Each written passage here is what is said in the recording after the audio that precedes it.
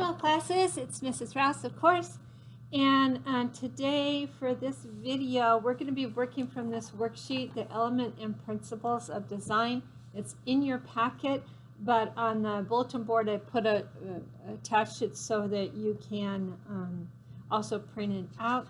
There's 14 different elements and principles of design, so I'm going to try and get this on 2 separate videos as well as I can. All you need is something to write with so that you can follow along with me while I'm talking. What this white tape here is me trying to get this large enough for you to see what I'm doing and also keep me from getting off the page.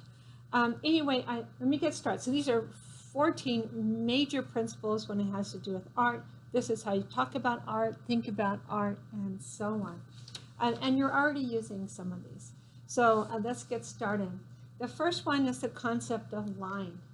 So just follow along and fill in yours when you're working at the same time. Line is a mark made by a pointed tool, a brush, a stick, a pen, and so on, and is often defined as a moving dot. It has length and width, but its width is very small compared to its length. A line is created by the movement of a tool and pigment, and often suggests movement or defines the edges in a drawing or painting. The edges of shapes in a drawing or painting. So mark is something you make by moving something around, and we call that, once it moves from being a dot, we call that a line. A line has lots of uses in pieces of art. So that sounds like very formal, but it's actually very specific. So we want a simpler definition. It is a mark used to define space and shapes. A mark used to define space and shapes, or to create movement or emphasis. Or to create movement or emphasis. So I have some prints that are from art in the Norton Simon. I can talk about as we're going through this. The one I chose for line here is a painting by Vincent van Gogh, and you can see beautiful use of line. See how it causes you, these lines are kind of all lined up, so it causes you to move across.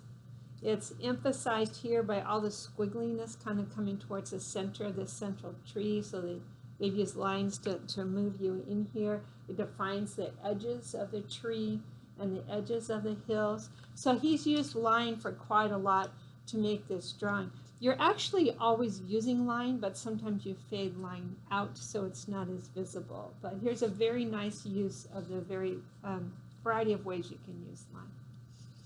Okay, the next one is the concept of shape.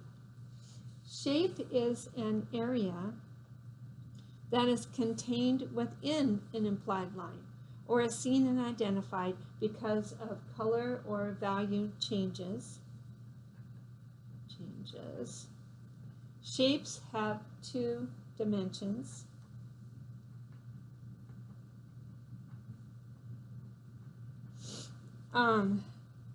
Length, width, and can be geometric or free-form. It doesn't matter what they look like.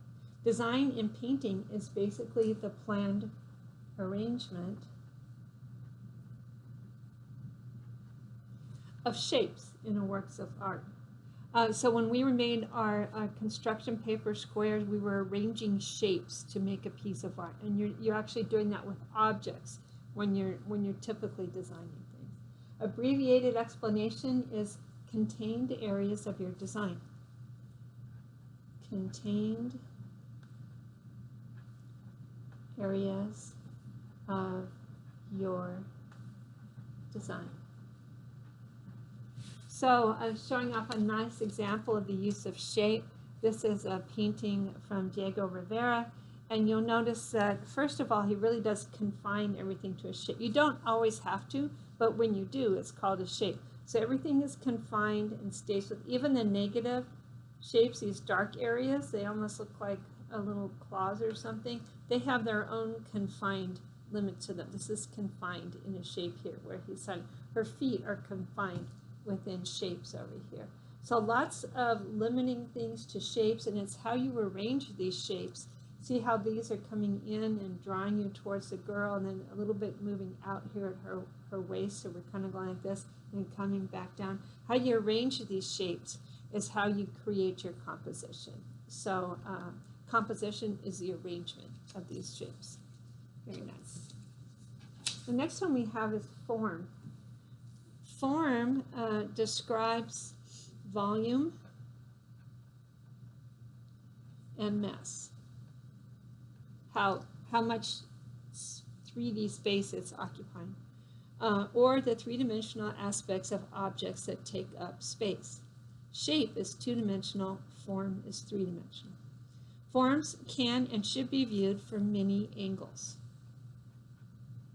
When you hold up a baseball, a shoe, or a small sculpture, you are aware of their curves and angles and indentations, extensions, edges, their form. So when we talk about form, we're talking about actual three-dimensional qualities in an art piece. So much of the art that we create here in art is not a use of form. For example, this is a photograph, so it's not the actual sculpture. This is a photograph of a sculpture, and the sculpture itself has form. It has three dimensions to it. It's not meant to be seen just from this one angle, but it's meant for you to walk around and see it from the different sizes and everything. And you can see other things that it has in there. It has shape, and it has a little bit of use of line. It has other elements there, but when we talk about sculpture in particular, we're talking about its form. If I'm talking about a painting, it does not have form. Okay, the next one we're working with is color. Everyone loves to see things that are color. Color depends on light because it's made of light. So you can't see anything without light rays coming in and tell you what you're seeing. There must be light for us to see color. A red shirt will not look red when in the dark where there's no light. So you have to have light to see color. The whiter the light, the more true the colors. So if it's lit up well, you'll see the colors better. A yellow light on a full color painting will change the appearance of the colors. So if you're not seeing a painting or piece of art in a full, bright, clear color, then you're not gonna be able to see the actual colors the artist put there. A ray of white light passing through a prism separates into hues seen in the rainbow. Anyway, just giving a thought about color before you just start using it, but color is light, and appreciating it for what it is and realizing you need to see things really well lit. So we talk about color in a painting.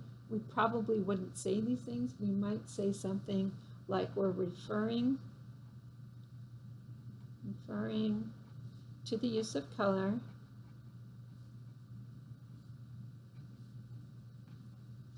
and color theory.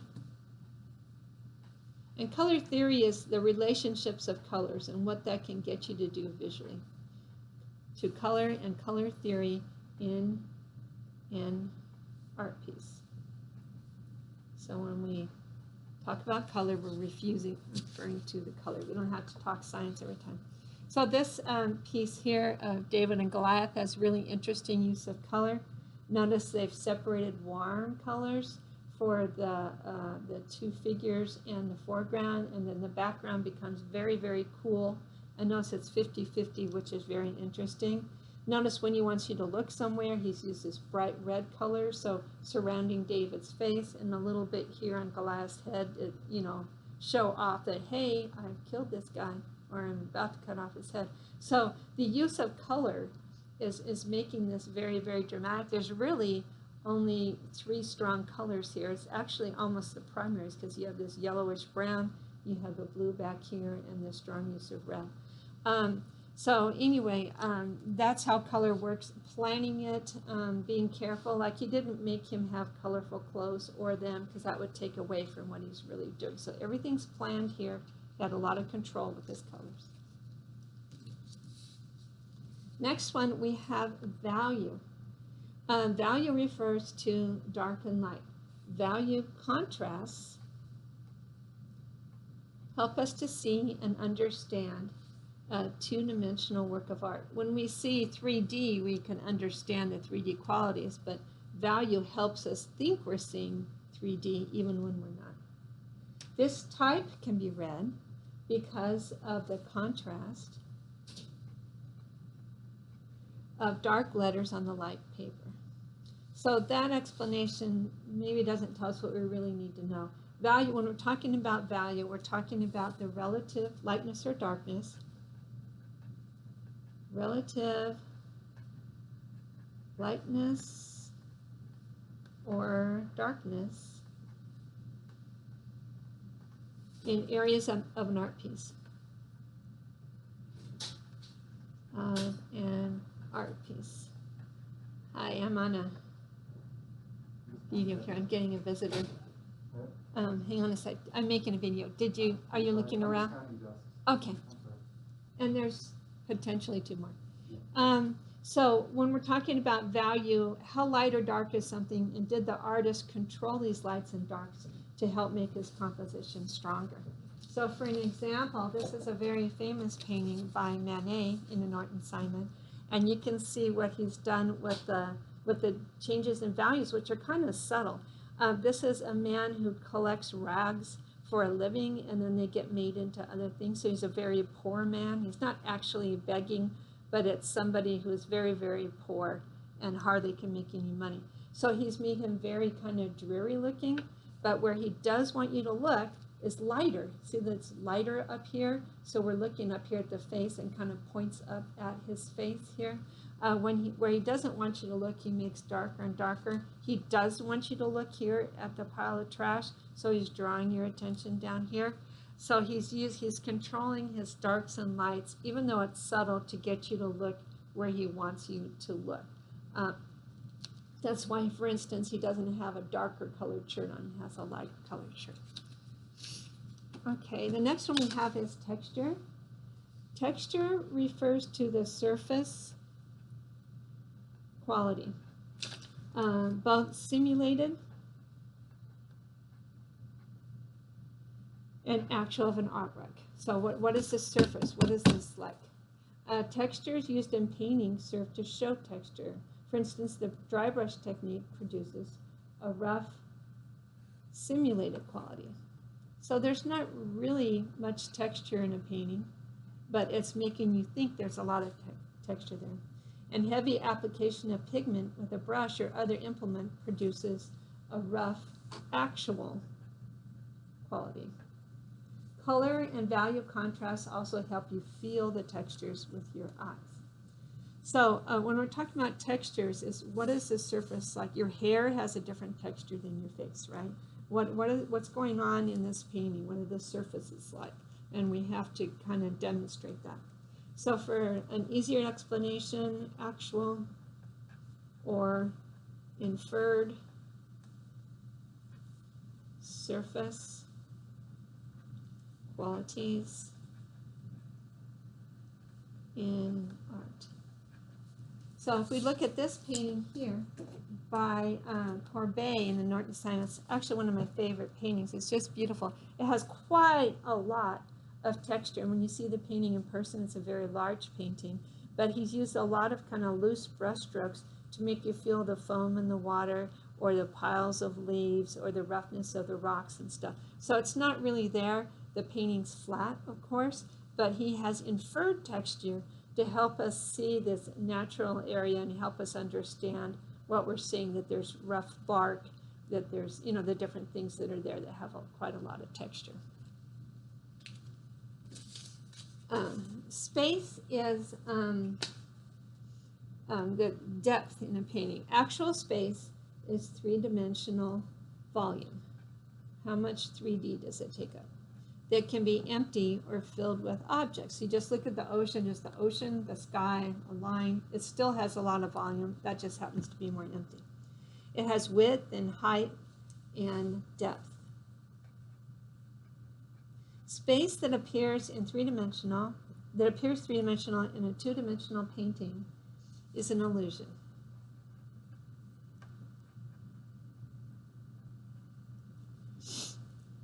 That creates the feeling of actual depth. Various techniques can be used to infer such a visual depth or space. So space is, does it look 3D? Does it seem like you go far into that? But in the case of form, it's actually there. In the case of this word space, we're talking about inferred 3D qualities. So for a simpler definition, we have the illusion of depth. The illusion of depth in 2D art. So just to show you a sample, there's an unusual painting called the Aldrovandi dog. Anyway, very large hunting dog. This would have been hung up by a wealthy family to show off how much money they spent on their dog. And see, it has a nice collar and so on. But anyway, the dog appears very, very close to us, as if we could reach out and touch him. They've used perspective, linear perspective, to pull us back, as well as changes in values and changes in details. It's called aerial perspective that he's used back here to pull you back. So it goes back really far, maybe looking over here, maybe 4 or 5 miles. So this is the illusion of depth. Actually, the painting's very flat. So when we talk about space, we're talking about the illusion of depth, and form is actual depth. Okay, thank you very much. That's our first video.